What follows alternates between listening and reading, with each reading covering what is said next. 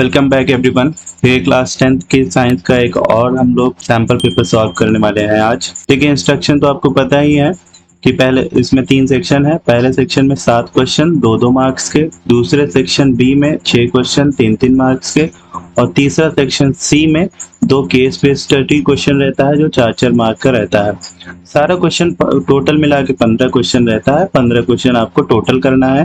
Internal choice अंदर अंदर रहती है और जो मैक्सिमम मार्क है वो 44 नंबर है। 2 घंटे का पेपर है आपका। तो चलिए हम लोग स्टार्ट करते हैं सेक्शन ए से। सेक्शन ए में देखिए सबसे पहला क्वेश्चन है a current of 10 ampere flows through a conductor for 2 minute. Current जो 10 एम्पियर की है कंडक्टर में फ्लो करती है 2 मिनट तक। कैलकुलेट क्या करना है, calculate the amount of charge passed through a cross section of the conductor. Charge निकालना है और number of electron, if the charge of one electron is this then calculate the total number of electron। तो चलिए सबसे पहले हमको question पढ़ के हमें ये पता चलेगा कि गिवन क्या है फिर निकालना क्या है। तो देखिए इस क्वेश्चन में गिवन क्या क्या है। गिवन इज करंट आई की वैल्यू गिवन है 10 एम्पियर और ये टाइम 2 मिनट तक फ्लो कर रही है। इसको हमेशा हम लोग सेकंड में कन्वर्ट कर लेंगे तो 2 इंटू 60 मतलब 120 सेकंड तक हमारी करंट फ्लो करी। तो देखिए अगर हमें चार्ज निकालना है, करंट टाइम और चार्ज में एक रिलेशन होता है I is equal to the Q by t. हमें निकालना है Q, तो Q इज इक्वल टू हो जाएगा I into T, cross multiply कर दीजिए। I की वैल्यू है 10 एम्पियर इंटू टाइम है 120 सेकेंड, तो इसको मल्टीप्लाई कर देंगे तो 1200 इतना आ जाएगा चार्ज। और चार्ज की SI यूनिट हमको पता है दैट इज कूलम। कूलम को हम लोग रिप्रेजेंट करेंगे कैपिटल C से। इतना कूलम आ गया। अब देखिए निकालना है कि नंबर ऑफ इलेक्ट्रॉन कितने हैं। As you know from quantisation of charge कि कोई भी charge is an integral multiple of electron. तो देखिए कोई भी चार्ज है Q that is integral multiple of electron, जहाँ n नंबर ऑफ इलेक्ट्रॉन है और E एक इलेक्ट्रॉन का चार्ज है और Q टोटल चार्ज है। देखिए यहाँ पे टोटल चार्ज दिया गया है 1200 और नंबर ऑफ इलेक्ट्रॉन n ही हमें निकालना है और एक इलेक्ट्रॉन का चार्ज मुझे पता है और ये गिवन भी है यहाँ पे। अच्छी बात ये कि 1.6 इंटू 10⁻19 है। n निकालना है तो इस ये मल्टीप्लाई में इधर तो ये डिवाइड में चला जाएगा। तो देखिए n इज इक्वल्स टू आएगा इधर 1200 डिवाइडेड बाय 1.6 इंटू 10 की पावर -19। इसी को सॉल्व करना है। अब देखिए इसको सॉल्व करूंगा मैं यहाँ पे, ये हो जाएगा 1200 को मैं लिख रहा हूँ 12 इंटू 10 की पावर 2, 100 मतलब 10 की पावर 2। 1.6 को हम लोग लिखते हैं 16 इंटू 10 की पावर -1, क्योंकि एक पॉइंट जब ये हटेगा यहाँ से, एक पॉइंट राइट साइड लेके जाइए तो ये बन जाएगा 16 और पॉइंट राइट साइड में पावर 10 की पावर -1 यहाँ पे बनेगा। 1.6 is equal to 16 into 10 power -1 into 10 की पावर -19 तो पहले से ही है। देखिए हो गया 12/16 इंटू 10 की पावर। अब अलग से सॉल्व कर लिया जाए। देखिए 10 की पावर ऊपर है 2, नीचे से जो पावर जाएगी वो ऊपर, देखिए -19 है ऊपर जाएगा तो +19 और -1 है तो ऊपर जाएगा +1 और सारे लोग 10 की पावर में है तो पावर में देखिए 10 की पावर में ऐड हो जा रहा है। तो देखिए 2 -19 ऊपर गया तो +19, -1 ऊपर गया तो +1। अब ये देखिए 4 से इसको काट दिया जाए, 4 3 जा 4 4 जा 3/4 और 3/4 की वैल्यू आती है 0.75 इंटू 10 की पावर कितना आ जाएगा 19 20 दो 22। अब इस पॉइंट को हम लोग एक राइट साइड ले लें, क्योंकि साइंटिफिक नोटेशन ये होता है कि एक नंबर के बाद होना चाहिए पॉइंट। तो 7.5 अगर हमारा पॉइंट राइट साइड लेके जाते हैं हम लोग तो पावर एक घट जाती है। तो इंटू 10 की पावर 22 में से एक घट गया तो आ गया 21। तो ये आ गया 7.5 इंटू 10 की पावर 21। इतने इलेक्ट्रॉन हैं, इतने नंबर ऑफ इलेक्ट्रॉन मिलकर 1200 कूलम का चार्ज बनाएंगे। तो देखिए ये हो गया पहले क्वेश्चन का answer. Now question number second क्या है, list 3 factor on which resistance of a conductor depend. देखिए रेजिस्टेंस R का फॉर्मूला होता है R is equal to rho L upon A। तो इन्हीं 3 चीजों पर डिपेंड कर रहा है। देखिए रो है resistivity of the material, L है लेंथ ऑफ द कंडक्टर और A है एरिया ऑफ क्रॉस सेक्शन। जैसे एक कोई लेंथ है, एक कोई कंडक्टर है जिसकी लंबाई L है और ये क्रॉस सेक्शनल एरिया A है और ये जो मटेरियल है हमारा उसकी रेजिस्टिविटी रो है। तो इन तीन चीज़ों पर रेजिस्टेंट डिपेंड करता है, रो पर, एल पर और ए पर। ये रेजिस्टेंस हो गया। एक और चीज़ है जिस पर रेजिस्टेंस डिपेंड करता है, दैट इज टेम्परेचर। टेम्परेचर हम बढ़ाएंगे तो रेजिस्टेंस हमारा बढ़ जाएगा। अगर आपसे पूछा जाए कि list the factor on which resistivity depends, किन किन फैक्टर पर रेजिस्टिविटी डिपेंड करती है, देखिए रेजिस्टिविटी लेंथ पर और एरिया पर डिपेंड नहीं करती। रेजिस्टिविटी प्रॉपर्टी ऑफ मटेरियल होती है। तो रेजिस्टिविटी सिर्फ मटेरियल पर डिपेंड करती है और एक चीज़ है टेम्परेचर। तो रेजिस्टिविटी दो चीज़ों पर डिपेंड करती है, एक मटेरियल है और दूसरा है टेम्परेचर। और रेजिस्टेंस चार चीज़ों पर डिपेंड करता है, resistivity, temperature, length of the conductor and area of cross section. इसके बाद देखिए क्वेश्चन है कि right the SI unit of resistivity not resistance. Resistivity मतलब रो की जो एसआई यूनिट है हमको वो निकालना है। तो आइए हम लोग इसी फॉर्मूले से कर लें। R इज इक्वल टू, अगर रो L अपॉन ए है तो रो इज इक्वल टू हो जाएगा R A बाय L। देखिए ए इधर ले जाएंगे तो R A into L. R की यूनिट R है ओम, एरिया है metre square upon length, length की यूनिट होती है मीटर। एक मीटर से एक मीटर कैंसिल हो जाएगा, तो रेजिस्टिविटी की जो एसआई यूनिट होगी वो होगी ओम इंटू मीटर। बस हो गया, राइट। अगर आपको याद है तो ठीक है, नहीं तो आप निकाल लेंगे। और रेजिस्टेंस की एसआई यूनिट होती है ओम। क्वेश्चन नंबर सेकंड में लिखा है ये, और मतलब आपको करना है या तो ऊपर वाला दोनों ए बी या तो इसके बाद ये वाला। In the given circuit given calculate. देखिए ये सर्किट में 18 ओम 6 ओम का दो रेजिस्टेंस सीरीज कनेक्शन में जुड़ा है और जो कि एक बैटरी 6 वोल्ट से, और ये लगी है की। निकालना क्या क्या है, total resistance of the circuit, resistance निकाल लिया जाए। फिर current flowing through the circuit. Number third निकालना potential difference across the lamp of resistor, potential difference across the lamp and resistor. देखिए 18 ओम का लैंप है और 6 ओम का रजिस्टर है। क्वेश्चन ये थोड़ा सा अधूरा है, इसमें बताया नहीं कि कौन लैंप है कौन रजिस्टर है। हम मान के चलना 18 ओम वाला लैंप है और ये रजिस्टर है। इसका नाम हम लोग दे दे रहे हैं R1, इसका नाम दे दे रहे हैं R2। ये बैटरी है, इसका potential difference that is V। तो R1 की वैल्यू देखिए गिवन है 18 वोल्ट 18 ओम और R2 की वैल्यू गिवन है 6 ओम। देखिए net resistance R net of the circuit, पहला ऑप्शन जो है वो होगा R1 plus R2 because they all are in series connection. तो 18 प्लस 6 8 से 14 ये हो जाएगा 24 ओम। पहला आंसर हो गया। Number B is current flowing through the circuit. देखिए करंट बैटरी से जितनी निकलेगी, करंट होता है potential difference of the battery divided by total resistance of the circuit. देखिए potential difference of the battery वो है 6 volt divided by total resistance of the circuit. देखिए वो आ गया 24, 6 1 और 6 4। ये जो current in the circuit I is equal I by 4 और 1/4 की वैल्यू होगी 0.25 एम्पियर। इसके बाद ऑप्शन नंबर सी है कि potential difference across lamp and resistance. देखिए किसी के भी अक्रॉस पोटेंशियल डिफरेंस निकालना है, मतलब अगर हमको निकालना है इसके अक्रॉस पोटेंशियल डिफरेंस तो V1 बराबर होगा जहाँ का पोटेंशियल वहाँ की करंट इनटू वहाँ का रेजिस्टेंस। देखिए करंट यहाँ से निकला, मान लीजिए ये आई, तो यही करंट इसमें इधर गई, यही करंट इसमें इधर आई because they are in series connection. तो दोनों में करंट सेम है, तो V1 बराबर I इंटू R1 और इसके अक्रॉस अगर हमको पोटेंशियल निकालना है तो V2 बराबर भी होगा I इंटू R2। तो देखिए पोटेंशियल डिफरेंस अक्रॉस लैंप तो V1 बराबर I इंटू R1। तो I उसकी जो करंट की वैल्यू है 1/4 है, R1 18 ओम है। देखिए ये इसको काट दीजिए, 4 चौक 16 2 20 4 पंचे 20, तो 4.5 वोल्ट आ गया क्योंकि पोटेंशियल डिफरेंस है। Now potential difference across 6 ohm resistor ही है, तो देखिए कहीं का भी पोटेंशियल तो वहाँ की करंट इनटू वहाँ का resistance V is equal to I R ohm's law से।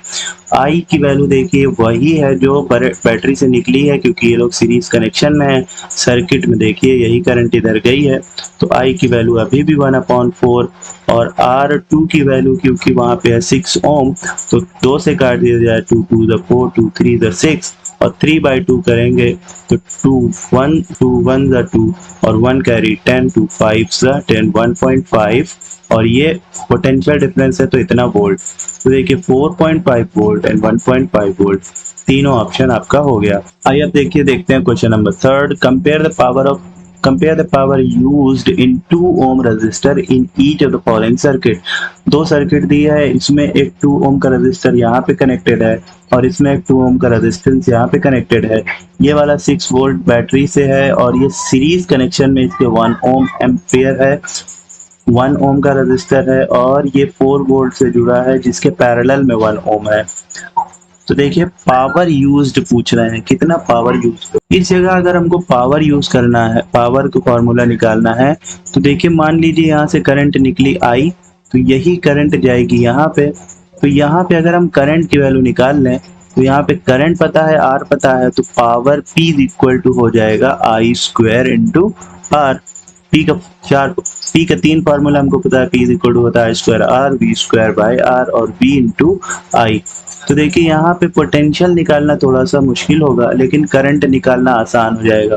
तो करंट हम निकाल लें तो यहाँ की करंट इंटू यहाँ का रेजिस्टेंस है, तो ये वाला फॉर्मूला हम लगा लेंगे, पहले वाले में आसान हो जाएगा। तो करंट निकालना पड़ेगा इसके लिए।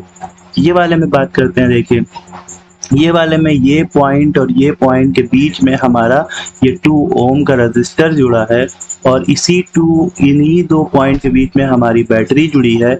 इसका मतलब जितना पोटेंशियल है बैटरी का उतना ही पोटेंशियल हमारे 2 ओम रजिस्टर का है।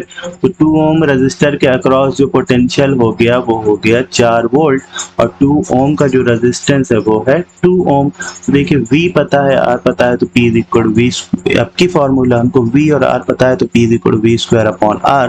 तो ये वाले में तो ऐसे सीधा निकल आएगा, तो दोनों को कंपेयर कर लिया जाएगा। तो इन फर्स्ट केस हमको करंट निकालनी पड़ेगी। तो देखिए करंट निकालने के लिए पहले हमको सर्किट का रेजिस्टेंस निकालना होगा। केस फर्स्ट R नेट, देखिए क्या होगा, R net is equal to होगा R1 plus R2 because they are in series connection. तो ये हो जाएगा 1 प्लस 2 हो जाएगा 3 ओम रेजिस्टेंस आ गया पूरा इस पूरे का। अब इसमें करंट अगर निकालना है तो I इज इक्वल टू होता है potential difference of the battery divided by total resistance of the circuit. Potential difference battery का देखिए 6 वोल्ट है डिवाइडेड बाय 3 ओम रेजिस्टेंस, 3 2 6। तो करंट हमारी सर्किट में निकल गए I इक्वल टू 2 एम्पियर की करंट हमारी सर्किट में फ्लो कर रही है। यहाँ से 2I की वैल्यू 2 एम्पियर करंट हमारी सर्किट में फ्लो करी। तो ये जो 2 ओम का रजिस्टर है यहाँ पे करंट कितनी है 2 एम्पियर। 2 एम्पियर की करंट है, 2 ओम रजिस्टर है, तो यहाँ पे पावर के फॉर्मूला P इक्वल टू देखिए हो जाएगा I स्क्वायर इंटू आर। ये वाला फॉर्मूला लगाइए। I की वैल्यू है 2 तो 2 का स्क्वायर इंटू आर की वैल्यू भी है 2 ओम। 2 2 4 2 8, यहाँ पे पावर जो होगा वो होगा 8 वॉट। अब यह सेकंड वाले में देखिए, सेकंड वाले में V की वैल्यू है 4 वोल्ट क्योंकि डायरेक्टली ये पैरेलल कनेक्शन में जुड़ा है और R तो 2 ओम है। तो यहाँ पे जो P का फॉर्मूला लगाएंगे हम लोग वो लगाएंगे V स्क्वायर अपॉन R, क्योंकि यहाँ पे V पता है, R पता है। फॉर्मूला हम अपने हिसाब से यूज करेंगे। तो V की वैल्यू है 4 का स्क्वायर डिवाइडेड बाय R की वैल्यू है 2। तो देखिए 4 चौक 16 डिवाइडेड बाय 2, तो 2 8 ज़ा 16। देखिए दोनों में पावर है 8 वॉट। तो देखिए दोनों में पावर कितनी है 8 वॉट है। अब देखिए क्वेश्चन नंबर 4 है, इसमें what are magnetic field line और magnetic field line are closed curve justify. दो क्वेश्चन है। सबसे पहले मैग्नेटिक फील्ड लाइन क्या है। तो देखिए मैग्नेटिक फील्ड लाइन एक स्मूथ क्लोज्ड कर्व होता है जो कि किसी भी जगह पर मैग्नेटिक फील्ड को रिप्रेजेंट करता है। एक और चीज कि अगर कहीं पे भी मैग्नेटिक फील्ड लाइन है तो इसके किसी भी पॉइंट पर अगर हम लोग टेंजेंट ड्रॉ करें तो ये मैग्नेटिक फील्ड लाइन की हेल्प से हम लोग मैग्नेटिक फील्ड की डायरेक्शन भी निकाल सकते हैं। Magnetic field line are used to represent that there is magnetic field in a certain region. और मैग्नेटिक फील्ड लाइन की हेल्प से हम लोग मैग्नेटिक फील्ड की डायरेक्शन सकते हैं। अब देखिए magnetic field are closed curve justify. तो देखिए कैसे हम लोग बता सकते हैं कि magnetic field line close curve होती है। ये तो आप जानिए कि मैग्नेटिक फील्ड लाइन जो है वो क्लोज कर्व होती है। मान लीजिए एक बार मैग्नेट है, इसका ये है नॉर्थ पोल, ये है साउथ पोल। तो प्रॉपर्टी मैग्नेटिक फील्ड लाइन की ये है कि outside the pole outside the bar magnet ये नॉर्थ से साउथ पोल की तरफ इंटर करती है और विद इन द मैग्नेट ये साउथ से नॉर्थ की तरफ जाती है। यहाँ से ये माना गया इट मीन्स कि जो मैग्नेटिक फील्ड लाइन है वो क्लोज कर्व होती होगी। इसके बाद ये क्वेश्चन नंबर 5 है, draw diagram representing the magnetic field inside and outside of solenoid.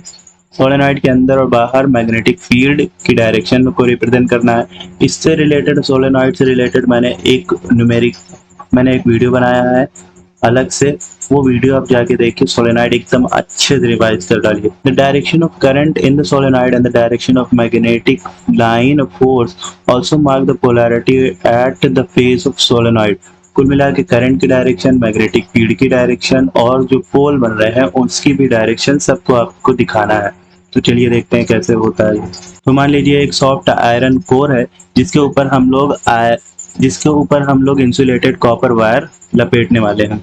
यहाँ से लिए देखिए ये कॉपर वायर इसे इधर पीछे से गया और ये इधर लपेट के इधर लेके आया, पीछे से गया और ये अब ये पीछे पीछे गया, फिर ऐसे कॉपर वायर को हम लोग लपेट के इधर ले तो चले आए। और देखिए करंट हमारा वायर इस तरीके से बाउंड कर रहे हैं हम लोग, और जो फाइनल वायर ये आएगा ऐसे ऊपर से चला आएगा। इधर वाला वायर जो है अंदर से गया ऐसे लपेटते हुए हम लोग इधर ऊपर से लेके चले आए। यहाँ इन दोनों के बीच में हम लोग एक बैटरी जोड़ दें।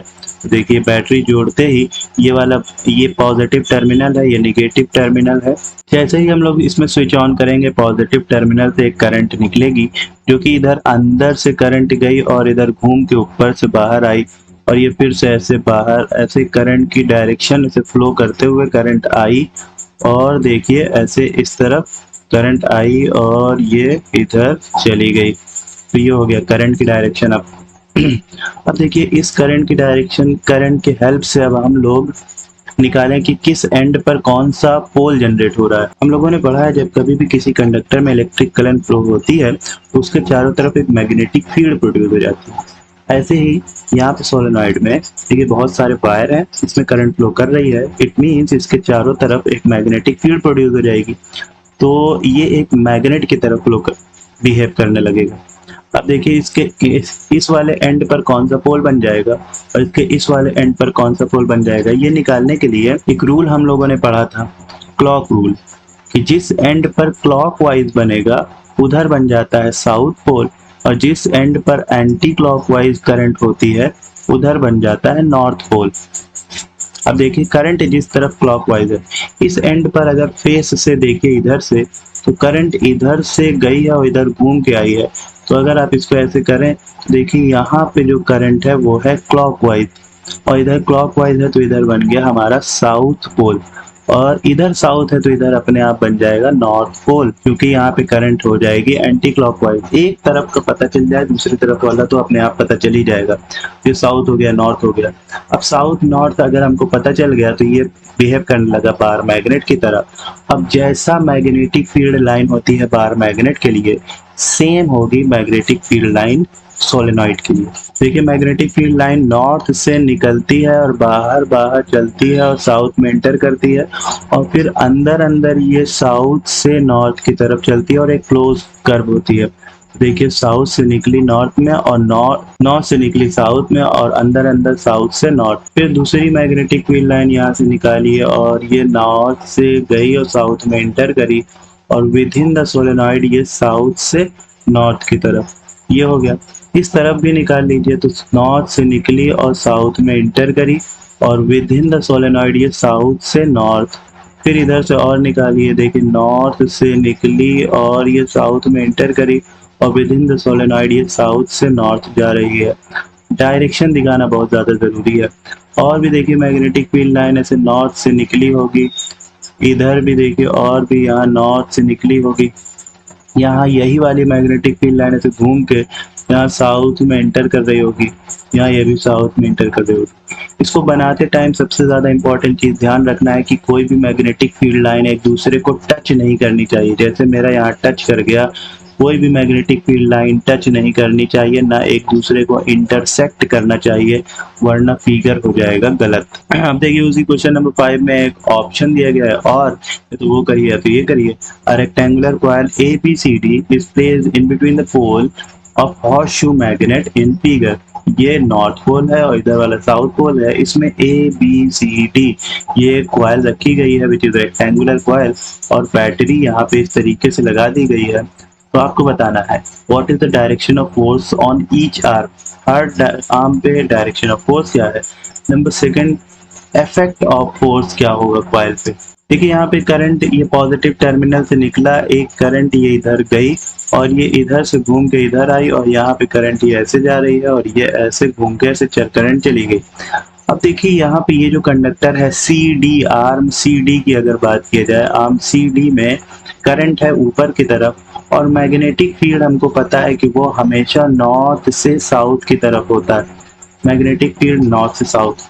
तो हम लोगों ने पढ़ा है कि अगर कोई कंडक्टर जिसमें करंट फ्लो कर रही है और वो मैग्नेटिक फील्ड में रखा हो, तो उसके ऊपर लगता है एक फोर्स, और उस फोर्स की डायरेक्शन निकालने के लिए हम लोगों ने पढ़ा है फ्लेमिंग लेफ्ट हैंड रूल, जिसमें हमारा according to Fleming left hand rule ये जो हमारी 4 फिंगर है वो इंडिकेट करती है डायरेक्शन ऑफ मैग्नेटिक फील्ड, हमारी जो मिड फिंगर है वो इंडिकेट करती है करंट की डायरेक्शन को, और जो हमारा थंब है वो इंडिकेट करता है डायरेक्शन ऑफ फोर्स। तो देखिए आर्म CD के लिए अगर हम करें तो हमारे देखिए थंब इधर है, करंट को अगर आप अपने हाथ को पलटिए तो देखिए करंट ऊपर करेंगे तो आपका जो थंब है वो वर्टिकली डाउनवर्ड पॉइंट कर रहा है, तो इस पे जो एक फोर्स लग रहा है वो vertically downward in the plane of paper ऐसे लग रहा है, इस तरीके से यहाँ पे वर्टिकली डाउनवर्ड एक फोर्स लगेगा। यहाँ पे अगर आप देखेंगे तो यहाँ पे भी मैग्नेटिक फील्ड इसी तरफ है, लेकिन करंट इधर के बजाय अब इस तरफ है, B से A आ रहा है। तो देखिए इसको आप करेंगे तो आपका थंब वर्टिकली अपवर्ड पॉइंट कर रहा है, तो ये वर्टिकली अपवर्ड इस तरफ पॉइंट कर रहा है। यहाँ पे इसको लगाया जाता है डॉट, वर्टिकली डाउनवर्ड मतलब इसको लगाया जाता है क्रॉस। तो देखिए एक फोर्स लग रहा है नीचे की तरफ और दूसरा फोर्स लग रहा है ऊपर की तरफ, ये दोनों फोर्स मिल के बनाएंगे एक कपल जो कि हमारे कॉइल ABCD को रोटेट करने की कोशिश करेगा। और किस डायरेक्शन में, देखिए वाला इधर या इधर, तो ये इस तरफ क्लॉकवाइज ऐसे इस तरीके से हमारे कॉइल ABCD को रोटेट करने की कोशिश करेंगे।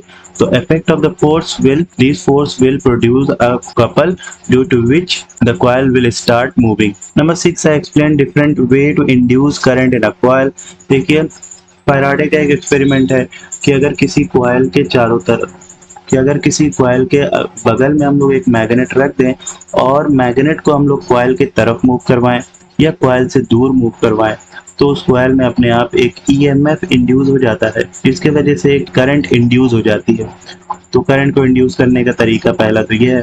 दूसरा तरीका ये है कि एक कॉइल रखें और उसके बगल दूसरी कॉइल रखें, और ये जो दूसरी वाली कॉइल है उसमें अल्टरनेटिंग करंट फ्लो करवा दिया जाए। एक कॉइल है इधर और इधर दूसरी कॉइल है, इस दूसरी वाली कॉइल में हम लोग अल्टरनेटिंग करंट फ्लो करवा दें, तो due to this alternating current अपने आप इसमें एक करंट फ्लो करने लग जाएगी। यहाँ गैल्वेनोमीटर लगाएं तो अपने आप इस अल्टरनेटिंग करंट के वजह से यहाँ पे एक फ्लक्स लिंक होगा और यहाँ पे अपने आप एक करंट फ्लो करने लग जाएगी। ये भी इंड्यूस करंट फ्लो करवाने का एक तरीका है। इसी प्रिंसिपल पर हमारा ट्रांसफार्मर काम करता है।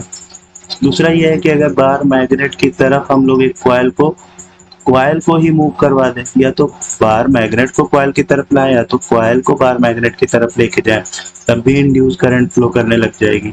तो ये 2-3 तरीका है, आप कैसे भी इंड्यूस करवा सकते हैं। तो आज की वीडियो में बस इतना ही। देखिए थोड़ा सा सिलेबस है, इसको पढ़ लीजिए एकदम अच्छे से, कल का पेपर बहुत ही अच्छा होना चाहिए। Thank you very much for watching the full video.